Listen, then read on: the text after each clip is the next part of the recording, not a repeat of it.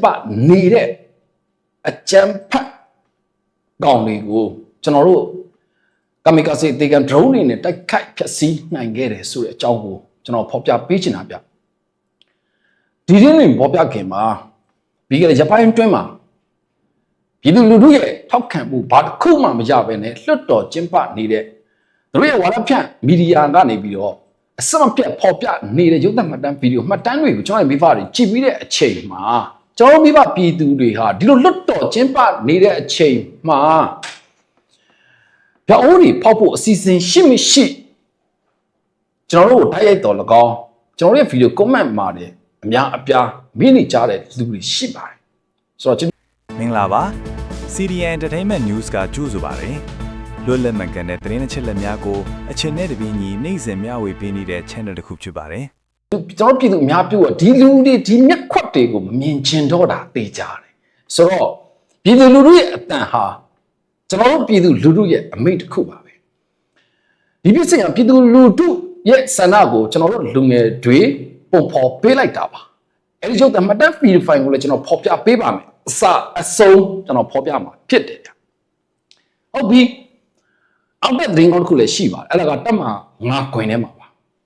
ဒီပကညောတပ်ဖွဲ့ဝင်နေတယ်ကျွန်တော်ပြည်သူ့ကာကွယ်တပ်ဖွဲ့ဝင်ပူးပေါင်းအဖွဲ့အကြမ်းဖက်စစ်ခွေးတက်စစ်စကန်နှစ်လုံးကိုပြီးတဲ့တိုက်ခိုက်သိမ်းပိုက်ပြီးတော့အသက်ရှင်သူမရှိအသက်၄တောင်မှမိမိလေးတောင်မှရှူခွင့်မရတဲ့အကြမ်းဖက်စစ်ခွေးတက်ကကောင်တွေရဲ့အကြောင်းကိုကျွန်တော်ဖော်ပြပေးခြင်းတယ်ဒါမျိုးသမ္မတဗီဒီယိုရှိတယ်ကျွန်တော်တို့မှသက်သေနဲ့တကွာကျွန်တော်တို့ဖော်ပြမှာဖြစ်ပါတယ်လည်းနဲ့ခဲရန်အမြောက်များသိစီရမိတဲ့အခြေအနေနောက်ထပ်သတင်းတစ်ခုရှိသေးတယ်ဗျအဲ့ဒါကတော့အတော့အင်တန်ထူးခြားစမ်းကြဲတဲ့ဖြစ်စဉ်ထူးခြားစမ်းကြဲဖြစ်စဉ်ဆိုတော့ကျွန်တော်မိသားစုနေစိတ်ဝင်စားမှထင်ပါဟုတ်ပါမာလာဂျပူနဲ့ပတ်သက်တဲ့ထူးခြားစမ်းကြဲတဲ့ဖြစ်စဉ်ပါဟုတ်ပြီဗျာကျွန်တော်မတ်လ30ရက်နေ့မှာသမ္မတရွေးကောက်ပွဲကျင်းပမယ်သမ္မတရွေးမယ်ဆိုတဲ့သတင်းထွက်ပေါ်လာခဲ့ပြီးသားဒါကကျွန်တော်ဖြစ်ခွေးတက်ကနေပြီးတော့ကျွန်တော်ပြည်သူရဲ့ဆန္ဒမပါဘဲနဲ့ရွေးကောက်ပွဲတွေကျင်းပလက်တော်တွေအတီးပြုတ်ဟိုလူတွေခန့်ဒီလူတွေခန့်ပြောချင်တာကတော့ဘောင်းမီတွေစစ်ဘောင်းမီတွေကိုအကြာကြီးချုပ်ပြီးတော့အယက်သားတိုက်ပုံတွေစက်တွေခေါင်းပေါင်းတွေကိုမကြဝစ်စင်တတ်တဲ့စစ်ခွေးအုပ်စုရဲ့ပုံတထန်ဟုတ်ပြီသမ္မတရွေးပြီးပြီလားမရွေးရသေးဘူးတကယ်တော့ကျွန်တော်တို့ပြည်သူလူထုရဲ့သမ္မတရှိပြီးသားဒါပေမဲ့လည်းပဲသူတို့မျက်နှာပြောင်တိုက်ပြီးတော့သမ္မတနေရာကိုရွတ်တော့နေတဲ့မာလာဂျပူကသူ့ကိုယ်တော်မှသမ္မတမရွေးရသေးဘူးသူတို့မိသားစုတွေကသမ္မတအိမ်တော်ကိုပြောင်းရွှေ့နေပြီဆိုတဲ့အကြောင်းကိုကျွန်တော်မိသားစုသိပေးချင်တာဗျရန်ကိုစမ်းကြဲတဲ့ထူးခြားတဲ့ဖြစ်စဉ်တွေဒီနေ့မှကြားရမှာဖြစ်ပါတယ်ဆိုတော့ကျွန်တော်ရဲ့ဗီဒီယိုကိုအဆုံးထိဝင်ကြည့်ရှုကျွန်တော်မိသားစုဝင်တဦးချင်းစီတိုင်းကိုတေးစားဖိတ်ခေါ်လိုက်ပါတယ်ဟုတ်ပြီတော်တော်မှဒီခရီးကိုပြေးသွားတဲ့အကြောင်းနဲ့အရင်စမယ်ဗျာ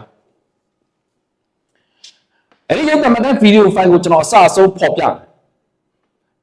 ဘဘရောကောင်တွေကလည်းဝင်ခိုးကြည့်မှာပဲဒါပေမဲ့ခိုးကြည့်လို့ရတယ်ဝင်ကြည့်လို့ရတယ်ဘာကြောင့်လဲဆိုတော့ကျွန်တော်တိကျတဲ့ပြစ်ခတ်မှုတွေကိုစနစ်တကျပုံဖော်သွားတာကာမီကာဇဒရိုးနေစတင်လှုပ်ပြီးတော့စတင်လှုပ်တာနဲ့တပြိုင်နဲ့အဲ့ဒီလွတ်တော်ဝင်းနဲ့အဆောက်အဦကျွန်တော်ပြည်သူလူထုကိုအရင်ဆုံးအသိပေးတာကိုယ့်အနေနဲ့ကကိုမထွက်ကြဘူးဆိုတော့ကျွန်တော်မျိုးပြည်သူတွေကိုကျွန်တော်အမြဲတမ်းအသိပေးပြီးတော့မှတိုက်ပွဲတွေကိုပုံဖော်တတ်တာဟာကျွန်တော်တို့97 generation set တွေအထူးခြားတဲ့ဖြစ်စဉ်ကဘာမှတော့မရှိသလောက်ရှားတယ်ပြည်သူကိုအသိပေးပြီးတော့မှတရားဝင်တိုက်တဲ့တိုက်ပွဲစီရရကျွန်တော်သိတာပေါ့လုံလေးလုံကျွန်တော်တို့ကောင်းကောင်းနားလဲတာပေါ့ဒါပေမဲ့ကျွန်တော်တို့ပြည်သူရသားပြည်သူကိုထိခိုက်မှကျွန်တော်တို့အရန်ကိုစိုးရိမ်ဒါကြောင့်ပြည်သူကိုလည်းတပါးလဲကျွန်တော်တို့အသိပေးပြီးတော့မှအဲ့လွတ်တော်တက်နေတဲ့အကြမ်းဖက်စစ်ခွေးတက်ကကောင်တွေဒါလွတ်တော်တက်နေပါတယ်ဆိုတော့ဘောင်းကြီးချုပ်ပြီးတော့စက်တွေတုံးနဲ့စက်တွေခေါင်းမောင်းကိုဝစ်စင်ထားတဲ့ကောင်တွေကိုကျွန်တော်တို့အပြိုင်နဲ့ထဲဝင်အောင်တိုက်ခိုက်နိုင်ခဲ့တယ်အဲ့ဒီလိုသမဏဗီဒီယိုဖိုင်ကိုကြည့်မယ်ဆိုရင်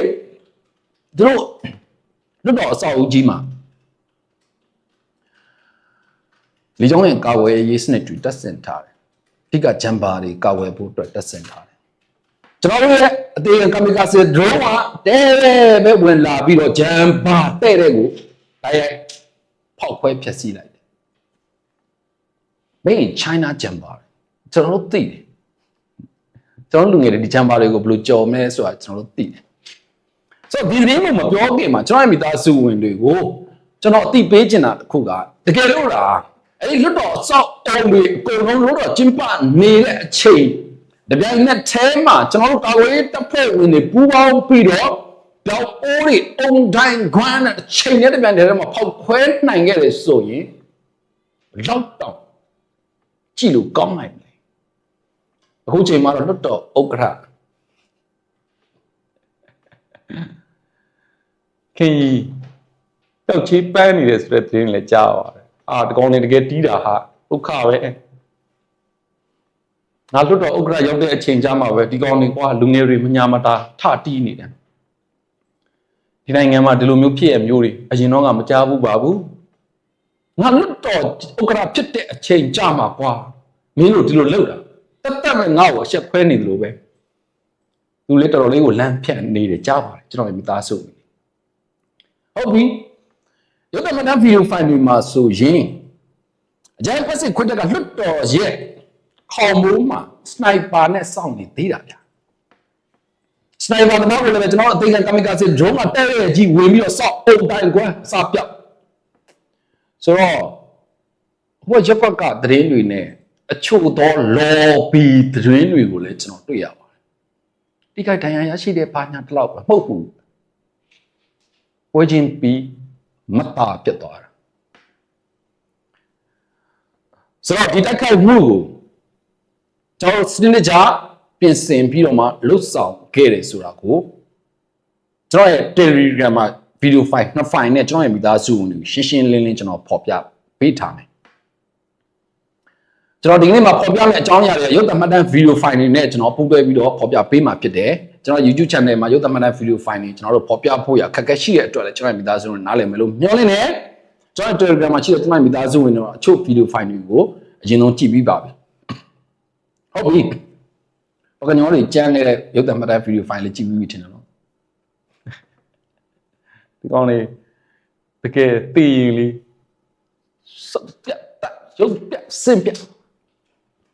ကျွန်တော်တို့ရဲ့ခြေပွားအောင်တကယ်ကိုဒါကျွန်တော်မိသားစုနဲ့ကြုံမှာပါရက်ကွက်တင်မှာပဲဖြစ်ဖြစ်ကျွန်တော်တို့မြို့နယ်တွေမှာဖြစ်ပေါ်ပဲကျွန်တော်တို့အနီးနဲ့ပေါင်းကျင်နေမှာခွေးတစ်ကောင်သေးတယ်ဆိုရင်ကြည့်လို့မကောင်းလမ်းမပေါ်မှာဗျာအလားကားနဲ့ပေါ့နော်ကားနဲ့အက်ဆီဒန့်ဖြစ်ပြီးလို့ဖြစ်ဖြစ်တခုခုကြောင့်အက်ဆီဒန့်ဖြစ်ပြီးတော့ဖြစ်ဖြစ်ခွေးတစ်ကောင်သေသွားတယ်ဆိုတော့ကျွန်တော်တို့ရက်ကွက်ကသူတွေမနေကြအောင်ကြည့်လို့မကောင်းလေတွေးတန်ရဲရဲနဲ့ခွေးရလမ်းဘေးမှာဒါမှမဟုတ်လမ်းမပေါ်မှာပြအခြားကားတွေကလာအဆင်မပြေဘူးမြင်ရတာကြည့်လို့မကောင်းဘူးဆိုတော့ခွေးကိုကျိုးနဲ့ချိချိုးဆိုရင်ကျွန်တော်တို့ဒါဆန်အိတ်အဟောင်းနဲ့ဖိတ်ဒီပေါ့ဗျာဖိတ်တွေကိုထည့်ချိုးဆိုအဲ့ဒါကိုတဲ့ထုတ်ပိုးပြီးတော့သွားပြီးတော့စွန့်ပစ်တာတွေရှိတယ်ချိုးဆိုမြေတောင်သွားမြုပ်ပေးတာတွေရှိတယ်ဆိုတော့ဒီလိုအခြေအနေတွေကျွန်တော်တို့ကြုံတွေ့ခဲ့ဘူးလေဒါပေမဲ့ကျွန်တော်ဒီနေ့ဖော်ပြထားတဲ့ရုပ်သံမှတ်တမ်း video file ကိုကြည့်ပြီးသားပြီဆိုရင်ကျွန်တော်မိသားစုရှင်းတော့ကျန်ဖက်စစ်ခွေးတက်ကောင်းတယ်ရှိတဲ့စစ်မျက်နှာပြင်မှာဘယ်လိုမျိုးခွေးတေဝတ်တေတယ်ခွေးတေဝတ်တေတာထပ်ဆိုးတယ်အဲ့တော့ဟိုကြောက်ကောင်းတွေကတော်တော်လေးကိုသူမရှုမလားခံနေရတဲ့အခြေအနေတွေကျန်ဖက်စစ်ခွေးတက်ကအခုပါဆာဆိုတဲ့ပြည်သူစစ်ဆိုတဲ့အခုရန်ကုန်မြို့တွင်းမှာတော့မှရက်ွက်တစ်ခုကိုလူ10ယောက်နှုတ်နဲ့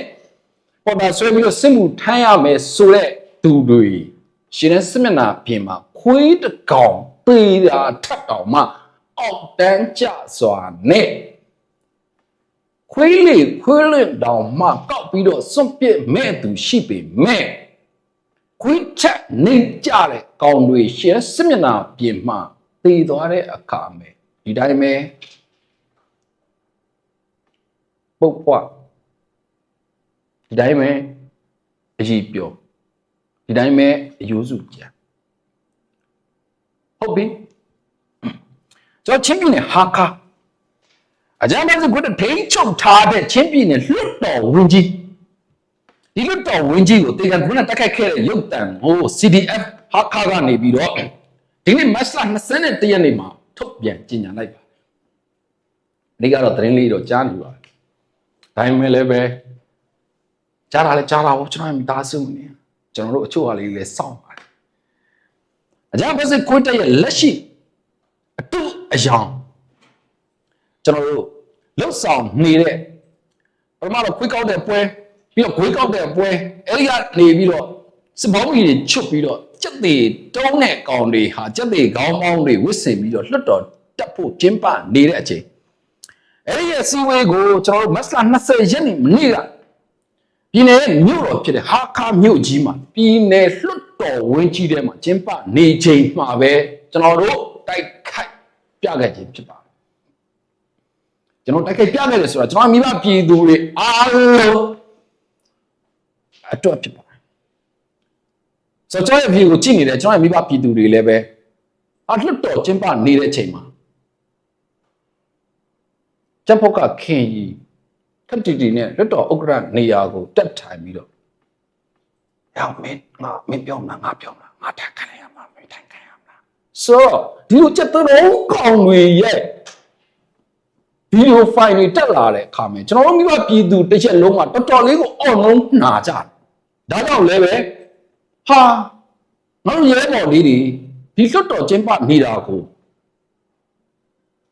ရန်လေးပါလေးဖောက်ဖို့မကြိုးစားတော့ဘူးလားစီစဉ်ရှိမရှိလဲသိကျင်နေကြတာအကျိုးကျွန်တော်တိုင်းမေးတာတွေတော့ရှိပါတယ်ဆိုတော့အခုလွတ်တော်ကျင်းပနေတဲ့အချိန်မှာကျွန်တော်တို့တိုက်ခိုက်နိုင်ခဲ့တယ်တိုက်ခိုက်နိုင်ခဲ့ကြောင်းကိုလည်းကျွန်တော်မိဘပြည်သူတွေကိုပြသခဲ့တယ်ရုပ်သံဗီဒီယိုဖိုင်တွေမှာကျွန်တော်တို့အသေးက drone ကိုရှောင်ဖို့အတွက်ပြေးဖို့အတွက်ခွေးပြေးဖို့ပြေးနေတာအတွေ့ကိုလည်းကျွန်တော်တို့မြင်တွေ့ရမှာဖြစ်ပါတယ်ပေတာမှစုပ်ပြတ်တအမေအပေါ်မှာစနိုက်ပါနဲ့သူကခုခုဆိုရင်ပြစ်မယ်ပေါ့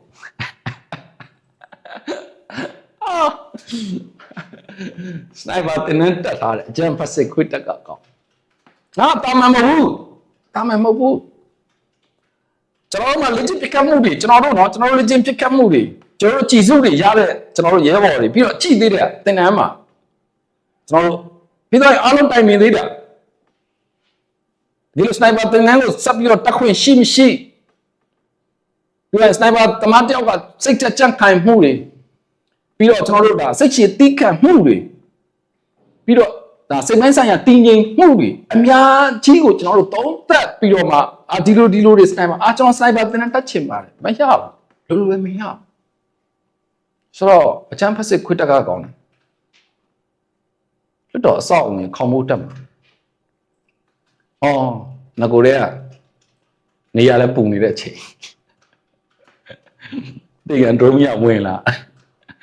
ငါတို့ဂျမကြီးထောင်တာဘယ်လိုဖြစ်တာလဲပေါ့နိုင်ပါတော့ကငြိမ်မြောက်ပြေးတာမှဒီကောင်ကလည်းလေနော်လွတ်တော်ခေါင်းမိုးအပေါ်အမှန်ဆိုအပေါ်ကနေပြီးတော့ခုန်ချပြီးကိုယ့်ကိုတက်တည်လိုက်ရဒီကောင်လည်းအဲ့လိုတတိမရှိဘူးကျွန်တော်ရုပ်သံမှတ်တမ်းဗီဒီယိုဖိုင်နှစ်ပိုင်ကိုအစအဆုံးကျွန်တော်ရဲ့ Telegram မှာပြဘာကြောင့်အဲ့ဒါကိုကျွန်တော်ပြောတာလဲဆိုတော့ကျွန်တော်တို့လူငယ်တွေရန်ကုန်မြို့မှာအကြမ်းဖက်စစ်ခွေးတက်ကဝင်ရောက်စီးနင်းပြီးတော့ဝိုင်းဝန်းပိတ်ဆို့တဲ့အချိန်မှာတိုက်ပေါ်ကနေပြီးတော့လက်ချင်းချိတ်ပြီးတော့ခုန်ချခဲ့တဲ့ရုပ်သံမှတ်တမ်းဗီဒီယိုဖိုင်နဲ့အဲ့ဒီလူငယ်တွေကျွန်တော်ရဲ့မိသားစုတွေမှတ်မိသေးရလားကျွန်တော်အခုပြောရင်းနဲ့သိမ်းဖြန်းဖြန်းထားကျွန်တော်လူငယ်တွေအဲ့လောက်ထိတွေးရတာဒီကောင်တွေအဲ့လိုတွေးမရှိအတေက drone ဝင်လွတ်တော်ခေါင်းမို့ဒါတော့အမြင့်မဟုတ်ဘူးလေခုံချကိုကိုတက်တယ်မလုပ်ဘူးဂျင်းဇာတ်စောက်ပြတ်တက်ဘာမှမဖြစ်ပါဘူးသူတို့လို့ဘာမှမဖြစ်ပါဘူးရုပ်သံမှတ်တမ်းဗီဒီယိုဖိုင်တွေကကျွန်တော်တို့ပေါ်ပြနေတယ်ကျွန်တော်မိဘတွေကိုပြသနေတယ်ဆိုတာကကျွန်တော်တို့မှာချိန်မှန်များတဲ့တက်တွေပြဝက်ကောင်လေးဘာမှဖြစ်ဘယ်ဖြစ်မလဲသူတို့ထိတာမှမဟုတ်တာမင်းဝင်ဂျပူမာလာဂျပူတော့မေးလိုက်ခင်ဆိုတဲ့ကောင်ကိုတော့မေးလိုက်ဘာမှမဖြစ်သူတို့ဖြစ်တာမှမဟုတ်တာအတိခံနေရတာကအောက်ခြေငစနူခွေအား မနေ့ကဆိုကျွန်တော်ပြောပါတယ်အခုရှက်ရဲ့အဲ့လောက်တော့မပြောပါနဲ့ဗောနော်ကျွန်တော်တို့ရသားပြည်သူတွေမှာလည်းအနေချက်ထိုင်ချက်အစားချက်အတော့ချက်သွားလာချက်ကျွန်တော်နားလဲပါတယ်ကျွန်တော်နားလဲပါကျွန်တော်တော်လိုင်းတက်ပွဲဝင်နေတော့မှတိုက်တဲ့ကောင်တိုက်တယ်ပွဲသားလုပ်နေကောင်တွေကပွဲသားလုပ်တယ်အချို့လူကယ်ပို့နေတဲ့ကောင်တွေကလူကယ်ပို့နေကြတယ်အချို့ကြားဖြန့်လုပ်နေတဲ့ကောင်တွေကကြားဖြန့်လုပ်နေကြတယ်နက်နက်ကင်ထားပါတယ်ဆိုတဲ့ကောင်လက်နက်ကင်တဲ့သူတွေအားလုံးဟာလက်ရှိအာဏာရှင်ကိုတော်လှန်နေတဲ့တော်လှန်ရေးတပ်ဖွဲ့ဝင်တွေတော်လှန်ရေးရဲဘော်စစ်တွေမဟုတ်ဘူးဆိုတာလည်းကျွန်တော်မိသားစုတွေသိဖြစ်ပါတယ်ကျွန်တော်တို့အမြဲတမ်းကျွန်တော်တို့လူငယ်တွေပဲကျွန်တော်တို့ပွင့်လင်းမြင်သာစွာနဲ့ကျွန်တော်မိသားစုတွေလည်းဖော်ပြတတ်ပါတယ်အချို့သောသတင်းမီဒီယာတော့အားနာရကြတယ်ရှိတာပေါ့ထောက်ရကြတော့ရှိတာပေါ့ကျွန်တော်တို့ကထောက်ဆံမလို့ဒီလူငယ်ရဲဘော်တွေဒီပြည်သူ့ကာကွယ်ရေးတပ်ဖွဲ့ People Defense Force ကျွန်တော်မျိုးပြည်သူတွေမွေးဖွားခဲ့တာ2021မှာဒေတီပေါက်ဖွားလာတဲ့ကျွန်တော်တို့လူငယ်တွေဒီနေ့ချိန်လေးကျွန်တော်မျိုးပြည်သူကကျွန်တော်တို့ကိုလိုလေသိမ်းရှိအစွမ်းကုန်တက်နိုင်ဆုံးဘယ်လောက်ထိချက်တဲ့နေတဲ့အချိန်မှာတော့မှအနေအချင်းလေးတွေကအစပေးပို့ပြီးတော့ကုညီနေကြစေကျွန်တော်လည်းတမန်လူငယ်တွေခုချိန်ထိရက်တီနိုင်တာအာနာယူအုပ်စုကိုအခုလိုမျိုးတော်တော်ဝင်းရဲ့အထိဝင်အောင်တိုက်ခိုက်ပြီးတော့မိဖောက်နိုင်နေဆိုတာကျွန်တော်မျိုးပြည်သူတွေကြောက်ဟုတ်ပြီဒီတိုက်ခိုက်မှုနဲ့ပတ်သက်ပြီးတော့အကြမ်းဖက်စစ်ခွတ်ရဲ့လွတ်တော်ဝင်းထဲမှာစနိုက်ပါသမားတွေရှော့ဝေကြောကတော့မဲထိခိုက်တော့တိတ်မရှိဘူးဆိုပဲကောတီကြီးနော်ပြီးတော့လွတ်တော်ဝင်းထဲမှာရှိတဲ့လွတ်တော်အဆောက်အဦချုံနဲ့အဲ့ဒီမှာရှိတဲ့ဘာတွေကိုလည်းဖောက်ခွဲဖျက်ဆီးနိုင်ခဲ့တယ်ဆိုတော့ကျွန်တော်ကတော့ညှော်လင့်မိတာကကျွန်တော်နိုင်ငံကလက်ရှိအချိန်မှာဂျမ်ဖက်စစ်ကိုတဲ့နေ့စဉ်ပုံကျဲပြီးတော့ရသပြည်သူတွေကိုတပ်ဖြတ်ခံနေရတဲ့အခြေအနေမှာကျွန်တော်လည်းအခုပြင်ဆင်မှုတွေကိုလည်းကြီးမားမားလှုပ်ဆောင်ပြင်ဆင်နေကြပါတယ်ဆိုတော့နှစ်ပေါင်းများစွာဗျာနှစ်ပေါင်း80 80 90နှစ်ပေါင်းများစွာတရင်တီးပြီးနှစ်ပေါင်းများစွာပြည်သူကိုတပ်ဖြတ်ဖို့အတွက်စစ်လက်နက်ခဲယမ်းစုဆောင်းတိဆောက်ထားတဲ့အဂျမ်ဖက်စစ်ခွေးတက်နဲ့လက်ရှိနှစ်ငယ်အတွင်းမှာကျွန်တော်တို့ဒါတကုတ်တကယ်စူးစမ်းနေရတဲ့ကျွန်တော်တို့ပြည်သူ့ကာကွယ်ရေးတပ်ဖွဲ့ဝင်တွေရဲ့အခြေအနေကတော့အနေငယ်တော့ပေါ်ဟာချက်တော့ရှိပြီကျွန်တော်ဝန်ခံတယ်အမေရိကန်ဖြစ်တဲ့နာကဒရုန်းကြီးရာနဲ့ချီပြီးတော့အသုံးပြုပြီးတော့အခါလဲဖြောက်ပစ်ကမှာနေပြီးတော့အိုးရန်ကုန်လဲအိုးမန္တလေးလဲအိုးအကြမ်းဖက်စစ်ခွင့်ထိတ်ချုပ်ထားပါလေဆိုတော့လွတ်တော်အကုန်မှအိုးဒါမျိုးတွေကျွန်တော်တို့ကလှုပ်ချင်တာဒါပေမဲ့ကျွန်တော်တို့မှာလည်းကျွန်တော်တို့ရဲ့ budget လေးတွေရတယ်သူကလည်းသူပေါ့ဗျာဒါလေးကိုလည်းကျွန်တော်ရဲ့မိသားစုနဲ့ကြိုးပြီးပြောတော့ဟာမင်းတို့ကလုပြကပြောပါတယ်ကျွန်တော်နားလဲပါကျွန်တော်တို့ကလေဘယ်လိုပြောမလဲကျွန်တော်ရဲ့မိသားစုဝင်နေကျွန်တော်လည်းခဏပေါ်ပြပါပစ္စည်းလေးတစ်ခုတော့မှကျွန်တော်တို့မှာဝယ်ရချမ်းရဖို့တော်တော်ခက်တာအခုဆိုရင်ကျွန်တော်တို့အကုန်လုံးကျွန်တော်တို့ရဲ့ကားတွေလည်းအကုန်ဘေးပြဆိုင်ကယ်တွေလည်းအကုန်ဘေးကတ်စီမမရှိတာဟုတ်ကျွန်တော်မိသားစုဆိုတော့ဒီချင်းနေမှာပေါ့နော်အားလုံးလည်းကျွန်တော်မိသားစုတွေလည်းဒါရုန်းကန်စူးစမ်းနေကြရလို့ကျွန်တော်အားလုံးလည်းရုန်းကန်စူးစမ်းနေရတယ်ဆိုတဲ့အကြောင်းကိုကျွန်တော်မိသားစုတွေကိုအတိပေးဖော်ပြခဲ့တာပါဆိုတော့ဒီရုပ်သံမှတ်တမ်းဗီဒီယိုဖိုင်ပေါ့နော်ချင်းပြည်နယ်ဟာခါမှာဂျမ်ဖက်စစ်ကိုထိတ်ချုပ်ထားတယ်ပေါ့နော်ချင်းပြည်နယ်ရဲ့လွတ်တော်ကြီးပေါ့ဒါကိုတက်ခိုက်ခဲ့တဲ့ရုပ်သံမှတ်တမ်းဗီဒီယိုဖိုင်တစ်ခုကိုတော့ကျွန်တော်ရဲ့ဗီဒီယိုပြီးသွားတဲ့ချိန်ကြရင်ကျွန်တော်ဖော်ပြပေးပါမယ်ဟုတ်ပြီတမငါကင်ပကညောတပ်ဖွဲ့ဝင်တွေကျွန်တော်ကအမြဲတမ်းကင်ပကညောလို့သုံးတတ်ပါတယ်ဘာကြောင့်လဲဆိုတော့တိုက်ခိုက်ရေးကင်ရဲ့လွတ်မြောက်ရေးကင်ကာကွယ်ရေးကင်အတွက်ကင်ပကညောကြီးတွေကမနေ့တနေ့မှစစ်တိုက်ခဲ့တာမဟုတ်ဆိုတော့ကင်ခေါင်းဆောင်တူနော်ကျွန်တော်နဲ့တွေ့တယ်ကိုရှားတယ်မင်းတင်းနေငါနားထောင်မင်းကရင်နေကောင်းကောင်းပြောတယ် ကင်ကောင်းဆောင်တူကကျွန်တော်ပြောတာကျွန်တော်မိသားစုကင်းနေအဲ့လောက်မကောင်းခဲ့ဘူးလေကင်းနေမကောင်းဘူးလေကွာလက်ရှိအခြေအနေပေါ့ဗျာသူလည်းအားမလို့အားများရှိသူတို့လည်းပြင်ပြောင်းလဲနိုင်ဖို့အစွမ်းကိုသူတို့စူးစမ်းနေတယ်တကဘာလုံးမှရှိတဲ့ကင်းရင်တွေစူးစမ်းနေကြတာကင်းရင်တွေခန်းရတာကင်းရင်တွေကောင်းကောင်းသိတယ်ဆိုတော့ကျွန်တော်ဘာပြောလိုက်လဲသိလားဒါကျွန်တော်တို့ဟိုတော့ဒါဒီစကားရက်ကကျွန်တော်လူငယ်တယောက်အနေနဲ့လူငယ်လို့သူ့ကိုပြောတဲ့စကားကိုကျွန်တော်မိပါသူ့ကိုပြန်ပြောမှာကျွန်တော်ပြောလိုက်တယ်ရိုးရိုးသားသားပဲကျွန်တော်ပြောတယ်ကျွန်တော်နီးရထားတော့နည်းနည်းတော့ကြည့်ရတာဗောလို့ဒီလိုပဲကျွန်တော်ပြောတာအဲ့တော့ကင်းဒီအရန်တော်တယ်ဒါပေမဲ့ကင်းဒီအသုံးမကျကျွန်တော်အတန်းအောင်ထွက်လာကျွန်တော်ရှိတာဆိုတော့ကင်းကစက်တိုက်ကအရန်တော်တယ်ဒီပြောတဲ့စကားတွေကတကယ်ကိုတစ်လုံးနှလုံးတော်တော်တန်ဖိုးရှိလို့ကျွန်တော်မိသားစုလို့ကျွန်တော်ပြန်လဲဖော်ပြနေတာကင်းစက်ကအရန်တော်တယ်ကျွန်တော်လည်းသိတယ်စစ်ပြေမရောက်ခင်ကျွန်တော်တို့လေ့ကျင့်သင်ယူပြီးတော့စုဖွဲ့ပြီးတော့တက်ဆင်တဲ့အချိန်တွေကျွန်တော်တို့နေမြေတွေကိုကျွန်တော်တို့ထိန်းချုပ်ဖို့အတွက်စ조사ပြင်ဆင်နေတဲ့အချိန်မှာတည်းကကင်းဒီဘယ်တော့တော်လဲဆိုတော့ကျွန်တော်တို့ကောင်းကောင်းသိဒါကြောင့်ဒီပိုင်းမှာစစ်နိုင်တာလို့ကျွန်တော်ခိုင်မာသုံးလုံးခဲ့တာဒီလေရှိစေမာပြောနဲ့ပတ်သက်ပြီးတော့ဘလို့မျိုးပဲချမ်ပစစ်ခွေးတက်ကကောင်းနေကဘာပတ်ပြီးတော့တင်ကြားခဲ့ကင်းနေမီရောက်ရင်ကင်းလုတ်မြတကောင်နေနှုတ်ရတာဘာကြောင့်လဲကင်းတွေအဖွဲ့တွေခွဲပြီးတော့တကောင်တွေအခုအဆိုးအဆုံးဖြစ်တဲ့ကြားဖြန့်ကိုထိုးထည့်ထားတော့ကရင်ဆိုတော့ကျွန်တော်မိသားစုကရင်ပြည်နယ်တွင်းထဲမှာရှိတဲ့ကရင်တွေကအခုဆိုလူနယ်စုလောက်ပဲရှိတော့တယ်ထိုင်းနိုင်ငံတွင်းထဲမှာလည်းကရင်တွေလက်ရှိထိုင်းနိုင်ငံသားဖြစ်နေတဲ့ကရင်တွေအများကြီးထိုင်းစစ်တပ်မှာလည်းတာဝန်ထမ်းဆောင်နေတဲ့ကရင်တွေလည်းအများကြီးနေဆက်စီးတောက်လျှောက်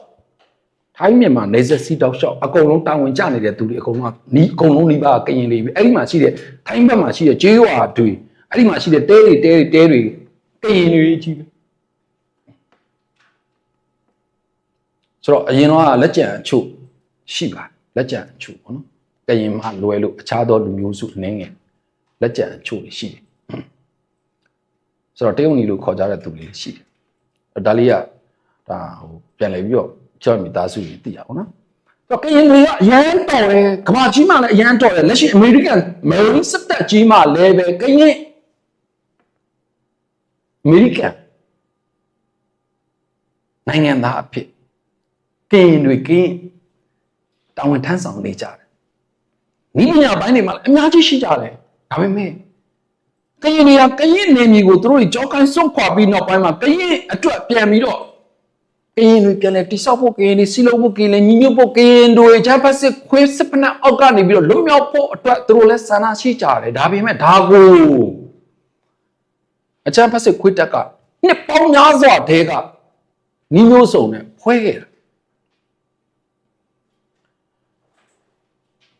ဒါရီအတမန်မဟုတ်ဘူးကျွန်တော်ပြောကရင်ဟာလူမျိုးစုတွေထဲမှာအရန်ကြီးလူရည်ရအရန်များမင်းတို့ကရင်တွေကိုကြားလိုက်မှာပဲတော့ကြည့်လို့ရအောင်ငါတို့ဘလို့လုတ်ပစ်မယ်ဆိုပြီးတော့ပေါ်ရင်ချင်းချောက်ခဲ့တာတွေလည်းရှိတယ်ဂျမ်ဖတ်စစ်ခွေးတက်ကစစ်ခွေးပူချုပ်ကြီးတွေဒါပေမဲ့ကရင်တွေကခုချိန်ထိဒီကောင်တွေကိုကောင်းကောင်းဒုက္ခပေးနေတယ်ဒါကြောင့်ကရင်ပကညောလို့ကျွန်တော်ကစကလုံးကိုသုံးတာလက်နဲ့ကင်ထားတဲ့ကရင်တွေထဲမှာကရင်ပကညောတွေဒါလည်းစစ်ခွေးဖက်အောက်ကလွန်မြောက်ဖို့အတွက်အလားစားမှမရှိဘဲနဲ့တိုက်နေတာယနေ့အချိန်ထိကယ်ရီလုံနေတဲ့ကရင်တွေကိုကျွန်တော်မပြောဘူးကြားပြန်လုံနေတဲ့ကရင်တွေကိုမပြောဘူးကျွန်တော်ကရင်ပကညောလေးကရင်ဆိုရင် KNU KNLA KNTO PC DKBA BGL KNA KTL ဆိုတော့ဘယ်လောက်တောင်လုတ်ခဲ့လဲဆိုရင် PC ဟုတ်ပြီကွာ PC ကဘုချုပ်ကြီးပေါ့ဗျာ အဲ့ PC ကပြောလိုက်တဲ့ဗိုလ်ချုပ်ကြီးစကားတစ်ခုကို PC ဆိုတဲ့ခေါင်းနဲ့အောက်မှာရှိနေတဲ့ PC တပ်ဖွဲ့ဝင်တွေအကုန်လုံးအမိတ်နာကန်တဲ့DKB လက်ရှိဗိုလ်ချုပ်ကြီးဆိုတဲ့သူကအမိတ်ပေးလိုက်တယ် DKB တပ်ဖွဲ့ဝင်အကုန်လုံးအမိတ်နာခံပါလောက်တော့ဖြစ်ပြသွားအောင်လုပ်ခဲ့ကြတာတန်းတန်းလုံးစုဟာKNU KNL DKB ရဲ့ပြောင်းသွားပြန်ပြီ DKB ရဲ့နဲ့ PC ရဲ့ပြောင်းသွားပြန်ပြီဟာ PC ကနေပြီးတော့ DKB ရဲ့ရောက်လာပြန်ပြီ DKB ကနေတော့ KNU ရဲ့ပြောင်းလာပြန်ပြီဒီလိုပဲအော်ကရင်နေဆိုတော့အော်ငါကရင်နေပဲငါတို့လက်ခံတာပဲဒါလည်းပဲလဲနေအခုအချိန်တွေကတော့ကျွန်တော်အားလုံးတည်တည်ချာချာ view design နဲ့စောင့်ကြည့်ရမယ်ပြီးရင်နိုင်ငံရေးစီအချိန်တွေရဲ့အရေးကြီးတဲ့အခန်းရောက်လာပါပြီဆိုတော့မြေပြင်မှာလည်းပဲကင်းပါကညောတပ်ဖွဲ့ဝင်တွေဟာဒီနေ့မှာပဲတက်မှာ9နေမြေကွင်းထဲမှာရှိတဲ့ကျန်းဖက်စစ်ကွေးတက်စစ်ကန်တစ်ခုကိုတိုက်ခိုက်သိမ်းပိုက်ပြီးတော့အသက်ရှူသူမဲ့အသက်ရှင်သူမဲ့တိုက်ခိုက်သိမ်းပိုက်အောင်မြင်နိုင်ခဲ့ပါတယ်ဆိုတော့အဲ့ဒီရုပ်သံမှတ်တမ်းဗီဒီယိုဖိုင်ကိုကျွန်တော် Telegram မှာကျွန်တော်ဖော်ပြခဲ့ပြီးဖြစ်တယ်ကျွန်တော်တို့လူတော်မျိုးနေမှာကျန်းဖက်စစ်ကွေးတက်ကျူးကျော်ပြီးတော့တက်ချထားတယ်သူတို့ရဲ့ဖော်ပြချက်ကမိုက်တယ်ကျူးကျော်ပြီးတက်ချလာတာမှန်တယ်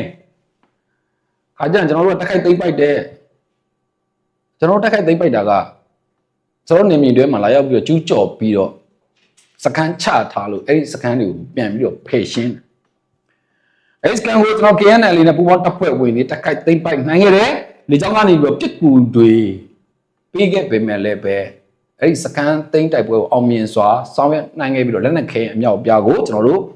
ဒါသိယူနိုင်ခဲ့ပါတယ်အဲ့ဒီလက်နက်ခဲရုံတွေကိုလည်းကျွန်တော်တပ်ပုံမှတ်တမ်းဖော်ပြထားပါတယ်ဒါကမက်စလာ14ရက်နေ့မှာဖြစ်သွားတာပါကျွန်တော်တို့မက်စလာ18ရက်နေ့မှာလည်းပဲတန်ဖက်စစ်ခွေတက်ကနေပြီးတော့ဒါဗီဒီယိုစကန်ပေါ့နော်ဗီဒီယိုစကန်မှာကျွန်တော်တို့ KNL နဲ့ပူးပေါင်းတပ်ဖွဲ့ဝင်တွေကကျွန်တော်တို့မိုးလဲပိုင်း4နာရီအချိန်မှာတိုက်ခိုက်သိမ်းပိုက်နိုင်ခဲ့တယ်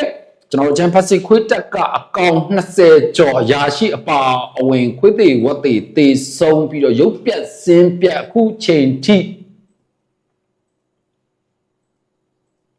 ဆူဆူဝဝစုပ်ပြတ်တက်နေတဲ့ဓာတ်ပေါ်တွေပေါ့နော်ဒီအချိန်တွေမှာကျွန်တော်လက်နက်ကြီးဆက်လက်နဲ့လက်နက်ငယ်ပြီးတော့ခဲယမ်းတွေဆက်သုံးပစ္စည်းအများအပြားကိုသိသိရမိခဲ့တယ်ဆိုတော့အဲ့ဒီမှာလည်းပဲအကျန်းဖက်စစ်ခွေတက်ကထုံးစံအတိုင်းပဲခွေးပြေကိုပြေးထွက်ပြေးနေကြတဲ့အခါမှာကျွန်တော်တို့ပူပေါင်းတပ်ဖွဲ့ဝင်တွေလိုက်လံရှင်းလင်းမှုတ်ကျိတ်နေပါကြောင်းကျွန်တော်မိသားစုတွေကိုသတင်းကောင်းဖော်ပြပေးခြင်းနဲ့ဆိုတော့ကျွန်တော်တမန်တော်မှမရွေးရသေးဘူးတမန်အိမ်တော်ကိုပြောင်းရွှေ့နေတဲ့မာလာဂျပူနဲ့မိသားစုဝင်တွေအကြောင်းမပြောခင်မှာဒီနေ့ဖြစ်သွားခဲ့တဲ့ဖြစ်စဉ်တွေတခုကျွန်တော်ရဲ့မိသားစုဝင်တွေဖော်ပြပေးခြင်းနဲ့အယုဒ္ဓမတန်ဗီဒီယိုဖိုင်ကိုတော့ကျွန်တော်ရဲ့ Telegram ကမိသားစုဝင်တွေကြည့်ပြီးပြီလို့တော့ကျွန်တော်ယူဆပါတယ်ဆိုတော့မာလေးတဲ့ကြောင်တိုင်းကတာမြို့ကိုကျန်းဖက်စစ်ခွေတဲ့ဂျက်ပိုက်တာ8စီးနဲ့နေ့လယ်12နာရီမှာအကျန်းဘုံကျဲမှု73ချိန်လာရောက်ပြီးတော့ဘုံကျဲတက်ဖြတ်သွားတယ်ဆိုတော့လက်ရှိရရှိထားတဲ့သတင်းအခြေအနေတွေမှာကျွန်တော်တို့တည်ဆုံးတဲ့သူကျွန်တော်တို့ရသပြည်သူတွေ50ဦးထပ်မင်းရှိနေတယ်လို့ကျွန်တော်တို့ကြားသိထားပါတယ်ဒါတော်တော်ဆိုးတဲ့အခြေအနေဗျာဆိုတော့ဒီသတင်းတွေကိုသတင်းရရမှာကျွန်တော်မိသားစုနေကြားရမှာပါဆိုတော့ကျွန်တော်မေးချင်တဲ့မေးခွန်းကကျွန်တော်မြန်မာနိုင်ငံတွင်းမှာရှိတဲ့မဟာယနတန်ခါလားအဲ့ဒီဂိုင်းလားအဲ့ဒီဂိုင်းပေါ့နော်အဲ့ဒီဖုန်းကြီးကျောင်းဝင်းတွေကလေးတဲ့ကျောင်းတော်ကိုဝင်ရောက်ဘုံကျဲပြီးတော့ကျွန်တော်ရသပြည်သူတွေနဲ့ဖုန်းကြီးတွေကိုတပ်ဖြတ်သွားတဲ့ဖြစ်စဉ်မှာအဲ့ဒီဖုန်းကြီးတွေမျိုးလုံးမပါဘူးလားနားမပါဘူးလားဒါပဲကျွန်တော်မေးချင်ဒါဆိုမြောင်းနဲ့အချုံပေါ်မှာရှိနေတဲ့ဖုန်းကြီးတွေကနေ့စဉ်စုံကပ်နေတဲ့ဟာလဲစုံစားစေးသင်္ကန်းဝတ္ထုဒါတွေကိုနေ့စဉ်စုံကပ်နေတဲ့ကျွန်တော်ပြည်သူတွေဖုန်းကြီးကျောင်းဝင်းထဲမှာပဲအသက်ခံရတဲ့ဖြစ်စဉ် ဘယ်သူမှအတန်မထွက်တာကိုကျွန်တော်အရန်အံ့ဩလို့အာနာယူအာနာရှင်မင်းအောင်လှိုင်ကိုကြောက်နေရတဲ့ဖုန်ကြီးတွေဂုံဒူးပွဲဒူးတွေမင်းအောင်လှိုင်ပေးသမျှကိုလက်ခံပြီးတော့အဆောင်ပနာတွေနောက်ဆုံးတော့ကားတွေစီးနေကြပါတယ်ဆိုတဲ့ဖုန်ကြီးတွေရွှေအောင်တစ်ဖြတ်ဖြတ်တောင်းနေတဲ့ကျောင်းဆောင်တွေမှာနေကြတဲ့ဖုန်ကြီးတွေကျွန်တော်ရသားပြည်သူတွေဖုန်ကြီးကျောင်းဝင်းထဲမှာကျွန်တော်တို့တန်ဃာတော်တွေပါအပါကိုရင်တွေပါမကြက်အသက်ဖြတ်ခံနေရတာဘာကြောင့်သူတို့တွေအသက်မထွက်တာလဲဆိုတဲ့မိကုန်းကိုပဲကျွန်တော်တရားမေးချင်တာမဟာလာဂျပူကတော့ရသပြည်သူနေ့စဉ်တက်ဖြတ်နေတယ်ဆိုတာကျွန်တော်တို့ထွေထူးထူးပြောစရာမလိုတော့ဘူးဒီဘဲအနေနဲ့ပတ်သက်ပြီးတော့လည်းပြောနေကြတာလေကျွန်တော်တို့လည်းတော်တော်လေးဒါအော်နော်နာနေကြတယ်ဒါကြောင့်ကျွန်တော်ကတော့ဘယ်လိုကလို့တွေနဲ့ဗဇက်ပိတ်နေကြတဲ့သူတွေနော်သူတွေပေါ့နော်တို့တွေကိုမိကုန်းထုတ်ချင်တာပါနေရင်စွန့်ကပ်နေတဲ့ကျွန်တော်ရသပြည်သူတွေအသက်ခံရတာသူတို့မှမျက်စိမပေါဘူးလေသူတို့မှနားမပေါဟုတ်ပြီစကိုင်းနိုင်ကတာမြို့မှာလေးတဲ့ဘုံကြီးကျောင်းကိုကျန်းဖက်စစ်ခွတ်တက်ကဘုံချဲတန်ဃာတော်တွေပါဝင်တည်ဆုံးသူရောက်90ကျော်တယ်ဗျာရက်ဆက်လိုက်တာကျွန်တော် Telegram မှာရုပ်သံမှတ်တမ်းဗီဒီယိုဖိုင်တွေဖော်ပြထားပါတယ်အကုန်လုံးရုပ်ပြတ်ဆင်းပြတ်တည်ဆုံးသွားကြတယ်တဲ့ဘသူတည်ဆုံးသွားမှန်းတော်မှဒါဘယ်လိုပြောလဲပြောရခက်တဲ့အခြေအနေအထိဖြစ်သွားကြတယ်လို့ကြားသိထားရပါတယ်ထိခိုက်ခံရရှိတဲ့သူတွေကလည်းအယောက်20ကျော်မယ်လို့ကျွန်တော်တို့ဒေသခံကသတင်းပေးပို့ထားတယ်ဆိုတော့လက်ရှိအခြေအနေမှာဒီဖြစ်စဉ်တွေနဲ့ပတ်သက်ပြီးတော့တန်ဃာတော်တွေပေါ့နော်တန်ဃာတော်တွေဟလာအတန်မထွက်တဲ့ကိစ္စကိုလေကျွန်တော်မိသားစုကျွန်တော်အနေငယ်ဖော်ပြခြင်းဖြစ်ပါတယ်ဟုတ်ပြီမဟာလာဂျပူကြောင်သွားတော့မက်စလာ30ရက်နေ့မှာဒါသမရဂျွေကောက်မယ်ရှိတယ်လို့ကျွန်တော်သတင်းကြားသိထားရတယ်။ကျွန်တော်မိဘတွေလည်းကြားမှာပါ။သမရရွေးကောက်ပွဲတော်မှာမရောက်သေးဘူး။သမရယူနေတဲ့ကောင်မှာသမရအိမ်တော်ကိုသူတို့ရဲ့မိသားစုတွေပြောင်းရွှေ့နေကြပြီဆိုတော့ကျွန်တော်ရဲ့မိသားစုတွေအဲ့ဒီသတင်းကိုပြောချင်တာတဲ့ကျွန်တော်ပြောချင်တဲ့သတင်းကအဲ့ဒီသမရအိမ်တော်အတွက်လိုအပ်တဲ့ပစ္စည်းတွေကိုပြည်ပကနေပြီးတော့လေရင်အစင်းလိုက်နဲ့မှာယူတင်သွင်းပြီးတော့ပြောင်းရွှေ့နေကြတာဖြစ်တဲ့အကြောင်းကိုကျွန်တော်ရဲ့မိသားစုတွေပြောချင်တာကျွန်တော်ရဲ့ဗီဒီယိုကြည့်နေတဲ့ကျွန်တော်ရဲ့မိသားစုတွေဖုန်းအင်တာနက်ဘယ်ဘိုးတော်မရှိတဲ့စင်ရဲဝဲတစ်စုပ်ပြတ်တက်နေတဲ့ကျွန်တော်တို့နိုင်ငံသူနိုင်ငံသားတွေကူရမဲ့ကယ်ရမဲ့ဖြစ်နေတဲ့ကျွန်တော်တို့ရဲ့ပြည်သူတွေငါဘေးကျနေတဲ့ကျွန်တော်တို့ရဲ့ညီကိုမောင်နှမတွေမင်းအောင်လှိုင်ဟာအဲ့ဒီတမအိမ်တော်အတွက်နောက်ဆုံးမှာပစ္စည်းတွေကိုနိုင်ငံတကာကနေပြီးတော့နောက်ဆုံးမှာပစ္စည်းတွေကိုလေရင်နဲ့စီးလိုက်တည်ပြီးတော့ပစ္စည်းတွေနေရာချထားပြီးပြီတော့မှအစင်းဆုံးနံပါတ်ဝင်နေကျွန်တော်တို့ရဲ့မြန်မာနိုင်ငံဒါပေမဲ့ကမ္ဘာချမ်းသာဆုံးသောစည်ရင်အထိပါဝင်နေတဲ့ခိုနီတတိုင်းနဲ့အာနာယူအုပ်စုကျွန်တော်တို့နိုင်ငံမှာရှိတယ်ဆိုတာမမေ့ပါနဲ့ကျွန်တော်နိုင်ငံကဆင်းရဲတာမဟုတ်ဘူးဒီကောင်တွေကြောင့်ကျွန်တော်တို့ပြည်သူတွေဆင်းရဲသွားတာဟုတ်ပြီပြီးတော့အဲ့ဒီနေပြီးတော့မှရှိတဲ့နိုင်ငံတော်တမအိမ်တော်ကိုလည်းပဲအကြမ်းဖက်ခေါင်းဆောင်မင်းအောင်လှိုင်ဂျပူကသူ့စိတ်ကြိုက်ဒီဇိုင်းရေးဆွဲပြင်ဆင်ထားတာဖြစ်တယ်သူကတမနေရာအတွက်ခါလေးပြင်ထားအကုန်ပြင်ထားပြီးအကုန်ပြင်ထားပြီးဘယ်ကောင်နေဘယ်လိုပြောကိမဆိုင်သူသူတမအိမ်အတွက်သူ့အောင်သူစိတ်ကြိုက်ပြင်ဆင်မယ်ဆောက်လို့ရေးကိုတာဝန်ယူထားတဲ့သူလည်းမေးအောင်ဘာတူလဲလို့သူ့ရဲ့သားစင်ပြေးနေတာပဲနော်ဟုတ်လားကျွန်တော်တို့မှာစီတန်းစီလိုက်ရတာကျွန်တော်တို့မှာစံလေးကုံလို့ဟာထောက်ကပဲစံကုန်ပြီငါကလေးတွေငါဘယ်လိုကြွေးရပါမလဲကျွန်တော်တို့မှာမီးတွေပြက်လို့ကျွန်တော်တို့မှာရေမရလို့တောက်သုံးရေခက်ခဲနေလို့ကျွန်တော်တို့မှာနာမကျန်းဖြစ်လို့ကျွန်တော်တို့မှာပူလောင်နေတဲ့အချိန်မှာသူတို့တော့ကအိစေးဒါသူတို့ကိစ္စမဟုတ်ဘူးပြည်သူတွေငငပြက်ပြက်တေးတေးချစ်ချစ်သူတို့တော့ကသူတို့ကအစေးပဲကျွန်တော်မိသားစု ဟုတ်ပြီကျွန်တော်လက်တော်တင်မြောက်မဲ့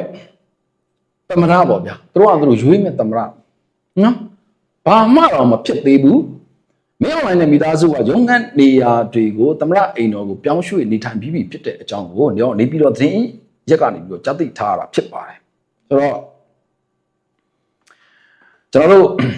မကြသေးခင်ကလည်းပဲ2025ပေါ့နော်မတ်လ28ရက်နေ့မွန်လယ်ပိုင်းမှာပြင်းအားမြင့်တဲ့ကျွန်တော်တို့ဒါငလင်တစ်ခုလဲလှုပ်ခတ်ခဲ့ကြတယ်ဆိုတော့ကျွန်တော်တို့ရသားပြည်သူတွေအများကြီးကျွန်တော်တို့ထိခိုက်ဒေဆုံးခဲ့ရတယ်အုံးမဲအိမ်မဲတွေဖြစ်သွားကြရတယ်အခုချင်းတော့လမ်းနဲ့ချီပြီးတော့အလောင်းတွေတော့မှကျွန်တော်တို့ဒါကယ်ဆယ်ရေးတွေဘာမှမလုပ်နိုင်တဲ့အလောင်းတွေတော်ပေါ်လိုက်အချို့အလောင်းတွေဒိုင်းပဲမြေကြီးတွေမှာထားခဲ့ရတဲ့အခြေအနေပြန်လေတိဆောက်ရေးတွေပြည်သူတက်ဘာတစ်ခုမှမလုပ်ဖဲနဲ့သူတို့ရဲ့ဓမ္မအိမ်တော်ကြီးအတွက်သူတို့ရဲ့နေရာတွေအတွက်ကိုအထူးမွမ်းမံပြီးတော့နောက်ဆုံးပေါ်ပစ္စည်းတွေနဲ့ပြင်ဆင်ထားသလိုနောက်ဆုံးပေါ်အသုံးဆောင်ပစ္စည်းတွေကိုနိုင်ငံတကာကနေပြီးတော့ဈေးတော်မှာသူတို့ကြည့်မှာမဟုတ်ပါဘူးအကုန်လုံးလေရင်နဲ့ကွန်တက်နာတွေအလုံးလိုက်တွေမှားပြီးတော့အသုံးပြုနေတယ်ဆိုတော့ကျွန်တော်မိဘပြည်သူတို့ကျွန်တော်ပြောချင်တာအဲ့ဒါပဲသမလာယူနေတဲ့ကောင်ကယူမှာပဲသမလာဆိုတဲ့ခေါင်းစဉ်အောက်မှာကျွန်တော်တို့ရသပြည်သူတွေဘယ်လောက်တောင်မှဒီကောင်တက်ဖြတ်ခဲ့ပြီးလဲဆိုတော့ဒါကိုကျွန်တော်တို့အမြန်ဆုံးညီကုန်းချုပ်ရမယ်အချိန်ဆိုတော့ကျွန်တော်တို့ရဲ့လုံနိုင်စွမ်းကိုလည်းကျွန်တော်မိဘပြည်သူတွေသိရှိပြီးဖြစ်တယ်ထပ်ပြီးတော့ကျွန်တော်တို့လုပ်ပြပဲအစီအစဉ်တွေလည်းအများကြီးရှိပါသေးတယ်ဘာမှကျွန်တော်တို့စိတ်သက်ကြစရာမလိုဘူးစံချိန်တင်လှုပ်ဆောင်ခဲ့တဲ့အရာတွေဟာလက်ရှိတော်လန်ခဲ့ပါလေဆိုတော့တမိုင်းမှာကျွန်တော်တို့နောက်ဆက်တဲ့ကပေါ်ပွားလာတဲ့ຫນွေဦးရဲ့ကျွန်တော်မိဘပြည်သူတွေမွေးဖွားလာခဲ့တဲ့ generation Z ပြည်သူ့ကောင်ရေးတပ်ဖွဲ့ဝင် PDF နဲ့ generation HYZ ပြီးတော့ ER တပ်ဖွဲ့ဝင်တွေအားလုံးပူးပေါင်းထားလိုက်တဲ့အခါမှာကျွန်တော်တို့ဘလိုတွေလုပ်အောင်မြင်မှုတွေကိုရယူနိုင်ခဲ့လဲဆိုတာဒီနေ့ဆိုရင်တော်တော်အဆောက်အဦကတော့မှအသေးကံကာမီကစဒုံးတွေနဲ့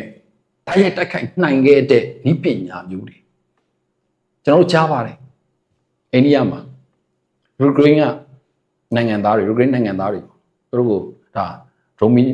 နီးပညာတွေဘာညာတိုက်ခိုက်နီးပညာတွေအမေရိကန်နိုင်ငံသားတွေပါသေးတယ်တောက်ရောက်ပြီးတော့တင်ယူခဲ့လို့ရုရှားကသတင်းပေးလို့အိန္ဒိယမှာဖမ်းလိုက်တယ်ဆိုတဲ့သတင်းတွေကျွန်တော်ကြားပါတယ်အချို့ဆိုအဲ့ဒီသတင်းကိုကြေဝုန်းဖော်ပြကြမှာပါကျွန်တော်အဲ့ဒီချိန်တော့အဲ့ဒီသတင်းတွေမပြောပြဘူးဆိုတာကကျွန်တော်တို့ကဒါတွေကယိုးနေကျွန်တော်ကင်းနေပြီပေါ့နော်ကင်းနေမှာဒါတွေကဟုတ်ပြီဒီကနေ့မှာကျွန်တော်ဖော်ပြခဲ့တဲ့အကြောင်းအရာတွေကျွန်တော်တော်လိုင်းသောတပ်ဖွဲ့ဝင်တွေကျွန်တော်မိဘပြည်သူတွေရဲ့စံနာနဲ့အညီရှိနေပါကြောင်းကျွန်တော်အဓိကဖော်ပြပေးခဲ့တာပါ